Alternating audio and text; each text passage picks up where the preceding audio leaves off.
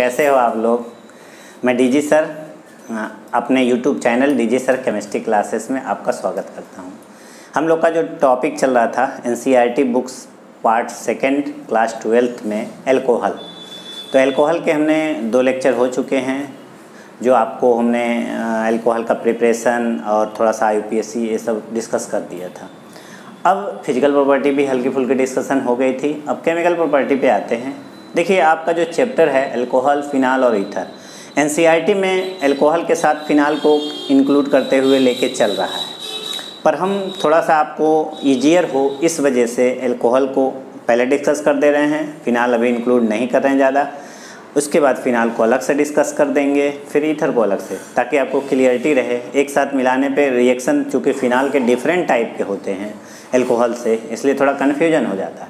तो इसी को दूर करने के लिए हम एल्कोहल को अलग, फिनाल को अलग और ईथर को अलग इस तरह से पढ़ा रहे हैं।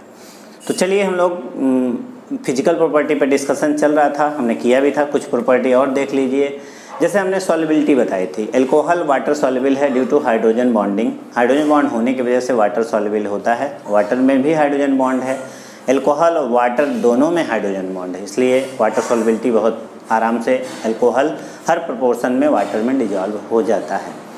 लेकिन अगर ये आइसोमेरिक एल्कोहल हो, एक चीज़ और हमने बताया था कि नंबर ऑफ कार्बन बढ़ने के साथ साथ वान डेर वाल अट्रैक्शन फोर्स बढ़ता जाता है, जिसके वजह से ये वाटर में कम सॉल्युबल, ऑर्गेनिक सॉल्वेंट में ज़्यादा सॉल्युबल होती चली जाती है। लेकिन अगर और आइसोमेरिक एल्कोहल है तो ऐसे केस में ब्रांचिंग अगर बढ़ेगी तो वाटर सॉल्युबिलिटी कम होगी। आइसोमेरिक मतलब एक दूसरे का आइसोमर है, यानी वे अल्कोहल का मॉलिक्यूलर फार्मूला वही होगा, लेकिन मॉलिक्यूलर फार्मूला हो तो स्ट्रक्चरल फार्मूला चेंज होगा या फंक्शनली चेंज हो।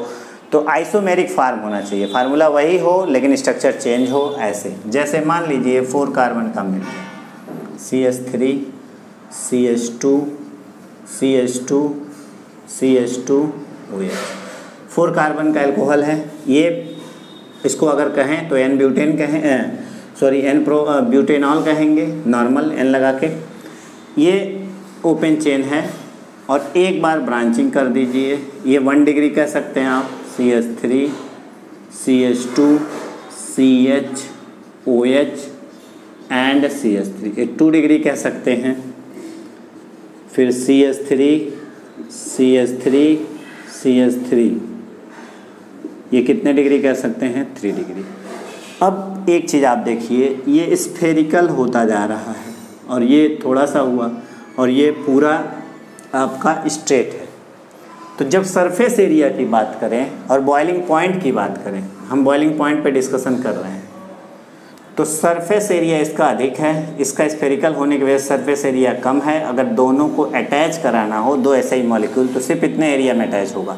इसे अटैच कराना है तो इतना ही एरिया दूसरे एल्कोहल का मिलेगा, तो सरफेस एरिया बढ़ गया।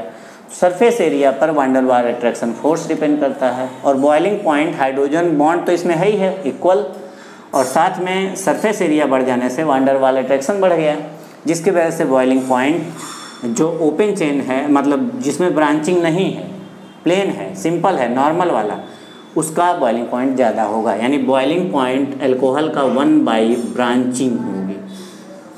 यानी बहुत इंपॉर्टेंट है, कंपटीशन में भी पूछा जाता है। यानी अगर इसका ऑर्डर हमें लिखना हो आइसोमेरिक में, तो सबसे ज़्यादा बॉइलिंग पॉइंट 1 डिग्री का होगा, फिर 2 डिग्री का होगा, फिर 3 डिग्री का।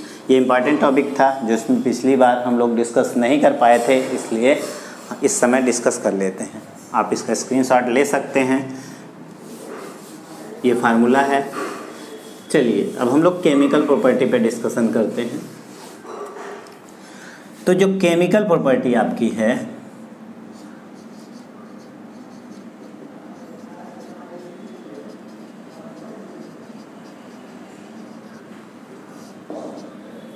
अल्कोहल का ज़रा ध्यान देते हैं, कौन कौन सी बॉन्डिंग है उसके मिड में। ROH, कार्बन भी लगा दीजिए, CH2R। अब ज़रा देखिए, ये बॉन्ड ब्रेक कर सकते हैं।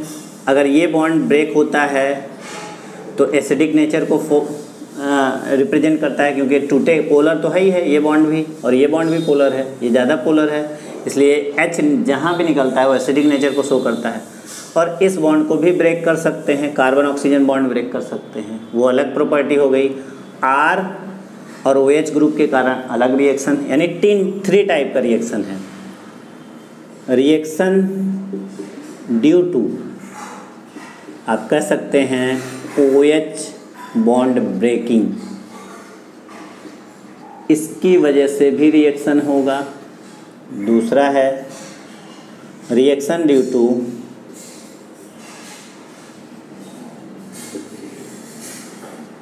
COH bond breaking.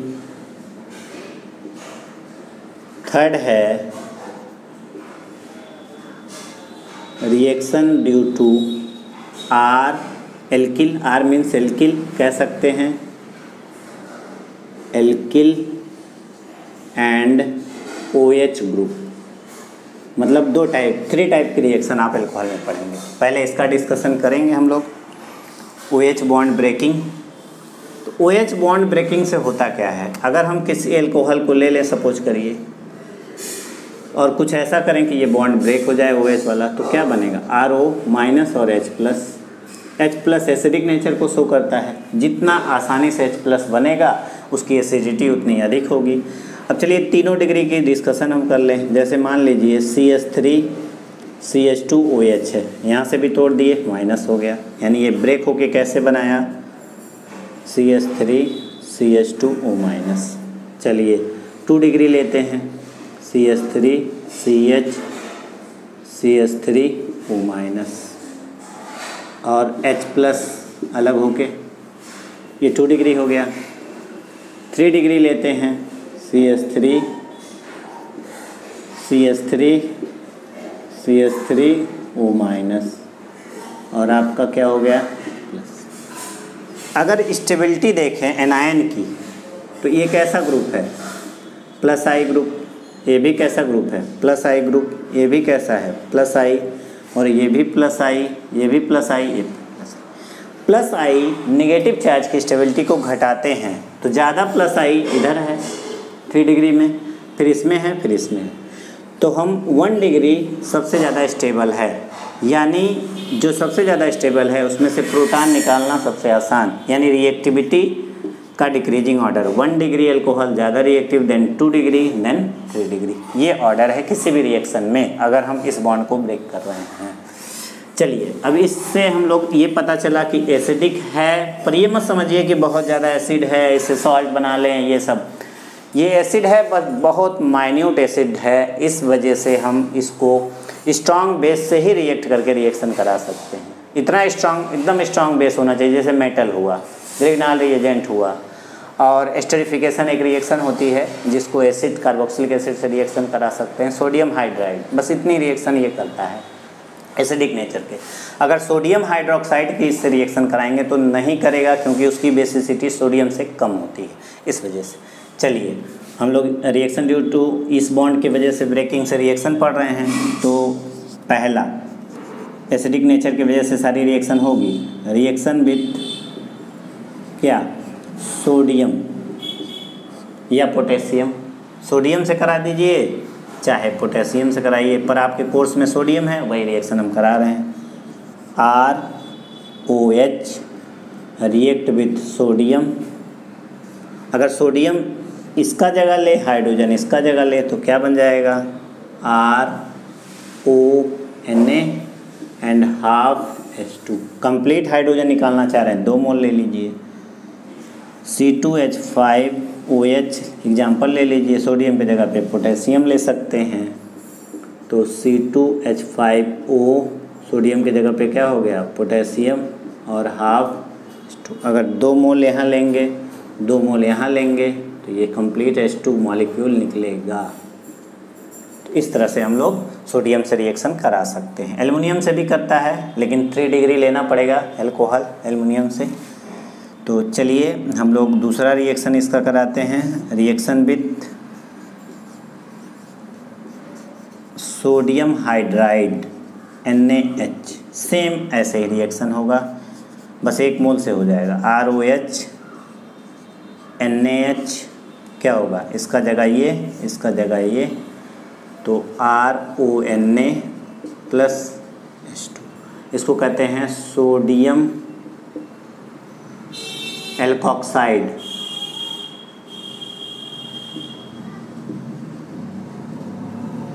ये भी सोडियम एल्कोक्साइड है, सोडियम पोटेशियम इथॉक्साइड है ये आपका पोटेशियम इथॉक्साइड है। चलिए आप C2H5OH से रिएक्शन कर लीजिए, NaH एक एग्जाम्पल, क्या बन जाएगा C2H5ONA प्लस H2। इस तरह से आप सेम रिएक्शन को करा सकते हैं।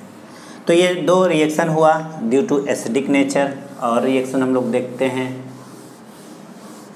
ग्रिग्नाल्ड रिएजेंट के साथ। वो तो बहुत इंपॉर्टेंट टॉपिक है, पहले ही डिस्कस हो गया है। थर्ड रिएक्शन हमारा रिएक्शन विथ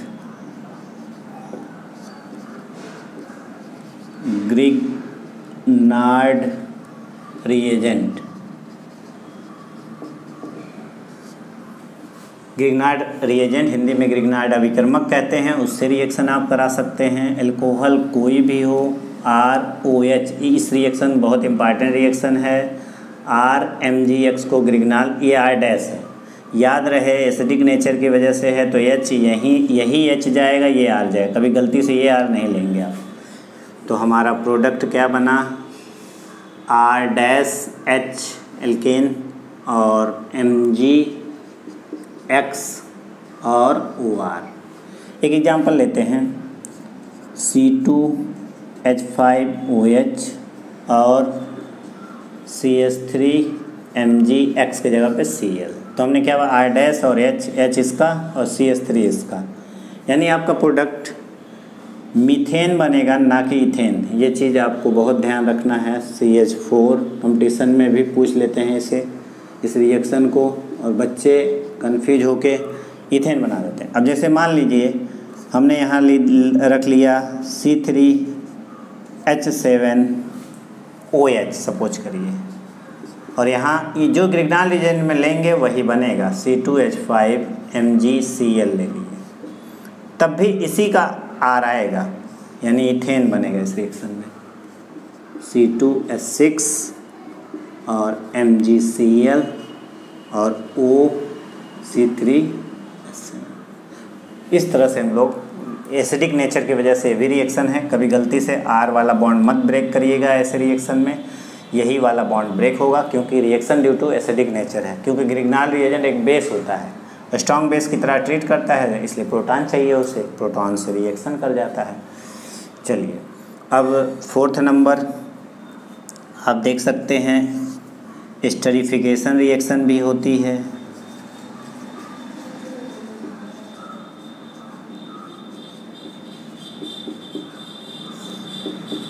एस्टरिफिकेशन मीन्स होता है एस्टर का फॉर्मेशन। एस्टर कैसे बनता है, एस्टर होता क्या है, ये कार्बोक्सिलिक एसिड और एथिल अल्कोहल के मिलने से एस्टर फॉर्मेशन होता है, इसलिए हम इसे एस्टरिफिकेशन रिएक्शन कहते हैं। समझ लीजिए एक तरह से सॉल्ट है, जैसे एसिड और बेस मिलता है तो सॉल्ट बनता है, वैसे अल्कोहल और एसिड मिलता है तो एस्टर बनता है। सिमिलर एस्टरिफिकेशन, हम लोग कार्बोक्सिलिक एसिड ले लें RCOOH और ROH अल्कोहल ले लिए, तो एक क्वेश्चन पूछा जाता है अल्कोहल का क्या यूज होता है H, और इसका क्या यूज होता है एसिड का, कार्बोक्सिलिक एसिड का OH।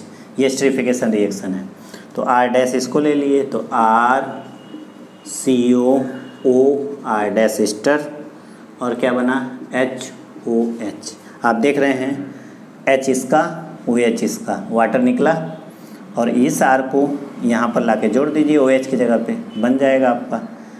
तो एक एग्जांपल CH3CO, मान लीजिए ये है, हमने यहाँ लिया CH3OH, तो किसका क्या जाएगा, इसका तो H जाएगा और इसका क्या जाएगा, OH जाएगा।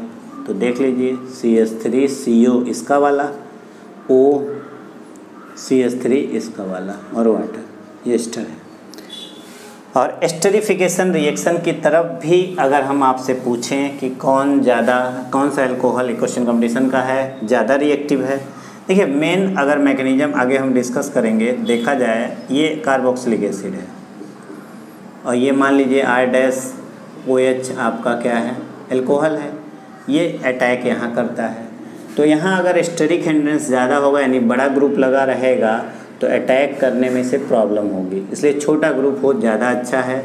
तो रिएक्शन तो इसी तरह होती है जैसे ये अटैक कर दिया, सपोज करिए RC, आगे हम फिर डिस्कस करेंगे इसको, ये बॉन्ड ऐसे ब्रेक हो जाता है तो OH और ये हो गया आपका O R और H, इसने अपना लोन पेयर इसे दिया क्योंकि ये पॉजिटिव हुआ होगा और ये नेगेटिव हुआ होगा, तो जब यहाँ जाएगा तो ये प्लस चार्ज आ जाएगा इस पर, और ऑक्सीजन पे ज़्यादा देर प्लस चार्ज रहता नहीं, इसलिए प्रोटॉन को छोड़ के ये न्यूट्रल हो जाएगा और उसी समय में ये शिफ्ट होगा तो ये निकल जाएगा, तो ये H और ये OH निकल जाएंगे।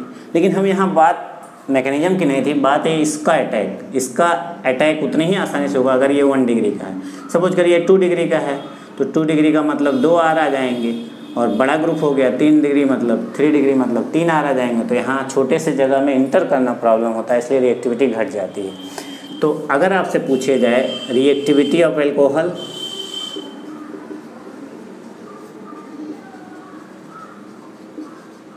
टुवर्ड स्टेरिफिकेशन, हिंदी में बोलें तो स्टेरिफिकेशन रिएक्शन की तरफ एल्कोहल की रिएक्टिविटी क्या होगी, तो आप बोलेंगे 1 डिग्री, फिर क्या बोलेंगे 2 डिग्री, फिर क्या बोलेंगे 3 डिग्री एल्कोहल, याद रहे। और मेथिल है तो पहले उसको लगा देंगे, 1 डिग्री से भी छोटा है ये। चलिए स्टेरिफिकेशन रिएक्शन हो गया। अब सिमिलर रिएक्शन स्टेरिफिकेशन का आप एसिड के किसी भी डेरिवेटिव से करा सकते हैं, जैसे ROS तो आपने लिया, RCOCl एसिड डेरिवेटिव है ये, इसका OH की जगह पे क्या आ गया Cl, रिएक्शन वैसे ही ये R' है तो क्या बन जाएगा RCOOR और क्या एसिड एनहाइड्राइड से भी रिएक्शन आप करा सकते हैं, ये एसिड एनहाइड्राइड है CO and R, और ROH यहाँ से टूटा, ये माइनस ये प्लस, ये नेगेटिव जाके इसके साथ, और ये अगर इसको R' लिए हैं तो ये बनेगा RCOOR'। आप देखिए ये इसके साथ गया, ये इसके साथ गया, H इसके साथ आया RCOH, ठीक। तो ये स्टेरिफिकेशन, लेकिन ज़्यादातर कार्बोक्सिलिक एसिड वाला पूछा जाता है इसीलिए इसको हम लोग डिस्कस किया। पहला पॉइंट हो गया reaction due to acidic nature. Second जो था क्या था, reaction due to COH bond breaking. चलिए इसकी रिएक्शन हम लोग पढ़ चुके हैं इसलिए ज़्यादा आपको प्रॉब्लम नहीं होगी। सेकेंड रिएक्शन है इसका, देखिए सारे रिएक्शन जो हेलो एल्केन में हम लोग डिस्कस किए थे कि ROH अगर नहीं पता है तो पिछला डिस्कस जाके हेलो एल्केन हेलो एरीन देख लीजिएगा। हम शॉर्ट में यहाँ लिख रहे हैं PCl5 से रिएक्शन, PCl3 से रिएक्शन, SOCl2 से रिएक्शन। तो जब इससे रिएक्शन कराएं ये प्लस, सारे प्लस यानी रिएक्शन, तो क्या बनता था RCl ज़रूर बनता था, और कितने 4Cl बचे हुए हैं, और इसके साथ मान लीजिए आपने ये ले लिया R के जगह पे ले लिए, चलिए C2H5 ले लिया, तो RCl की जगह पे C2H5Cl हो जाएगा, और क्या बनता था POCl3 एंड HCl। यहाँ पर 3 मोल लेना पड़ता है इसका, इससे रिएक्शन कराने के लिए, तो आपका क्या बनता है 3 मोल C2H5Cl क्या बनाता S3PO3। SOCl2 से हमें रिएक्शन कराना होता तो C2H5Cl SO2 एंड इसको बहुत डिटेल में हम लोग इसके पहले चैप्टर में डिस्कस कर लिए हैं, इसलिए इसमें एक खास बात है ये बॉन्ड ब्रेक होता है, वही हमें बताना था। तो चलिए इसमें कुछ नए रिएक्शन भी हैं, ये पहले के थे जो हमने बता दिया, डिस्कस कर दिया। तो ये 3 टाइप के रिएक्शन, हैलोजन एल्कोहल की रिएक्शन, हैलोजन एसिड कह सकते हैं, फास्फोरस एसिड कह सकते हैं, इसको हैलोजन एसिड नहीं फास्फोरस एसिड कहेंगे, उससे कराते हैं। तो चलिए फिर आगे का डिस्कशन हम लोग करते हैं। इसी में कुछ रिएक्शन और है जिससे OH बॉन्ड ब्रेकिंग का पता चलता है। अगर हम किसी हैलोजन अम्ल से रिएक्शन करें तब भी यही रिएक्शन होगा, यानी ये भी हो चुका है reaction with halogen acid. Halogen acid से अगर रिएक्शन अल्कोहल की करा दीजिए, ROH HCl, कोई डिहाइड्रेटिंग एजेंट जैसे ZnCl2 ले लीजिए, तो वाटर निकलेगा। तो क्या बनेगा? RCl। ये भी पहले डिस्कस हो गया है, इसलिए ज़्यादा डिटेल में नहीं जा रहे हैं। तीसरा रिएक्शन विथ NH3 अमोनिया के साथ। चलिए अल्कोहल का ROH अगर अमोनिया से रिएक्शन कराना हो तो अमोनिया को ऐसे लिखिए, RNH2Al2O3 लीजिए। ये क्या करेगा? निर्जलीकारक यानी डिहाइड्रेटिंग एजेंट है, वाटर निकालेगा। आपका क्या बना? RNH2 एंड क्या बना? डिहाइड्रेटिंग एजेंट मीन्स वाटर निकालने वाला, तो वाटर निकालिए, यहाँ से H, यहाँ से OH, ये बॉन्ड ब्रेक हुआ, NH2 आके यहाँ अटैक कर दिया। एक example C2H5OH H NH2 catalyst same C2H5NH2 and water, आपका एथिलेमिन बन गया। चलिए एक रिएक्शन और है, अल्कोहल की रिएक्शन नाइट्रिक एसिड से। इम्पॉर्टेंट रिएक्शन है कंपटीशन के लिए, इसलिए डिस्कस कर दे रहे हैं। Reaction with HNO3। अल्कोहल की रिएक्शन हम HNO3 को ऐसे लिखें तो क्या होगा? अब देखिए ये इनऑर्गेनिक एसिड है, ये अल्कोहल है। ऑर्गेनिक एसिड होता तो इसका H यूज होता और इसका OH, पर इनऑर्गेनिक एसिड में इसका OH यूज करेगा वो, और इस अपना H यूज करेगा, यानी OH इसका यूज नहीं होगा, इस एसिड का H यूज होगा। मिनरल एसिड है ये, इनऑर्गेनिक एसिड है, याद रहे, और इसका OH यूज होगा, यानी वाटर तो तब भी निकलेगा, लेकिन RONO2, तो RONO2 एल्किल नाइट्राइड बोलते हैं।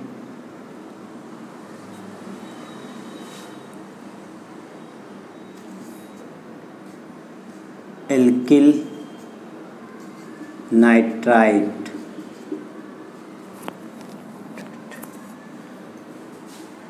एल्किल नाइट्रेट बोलेंगे, सॉरी एल्किल नाइट्रेट। अब एक एग्जांपल C2H5OH HONO2, तो इसका OH इसका H सिमिलरली, तो C2H5ONO।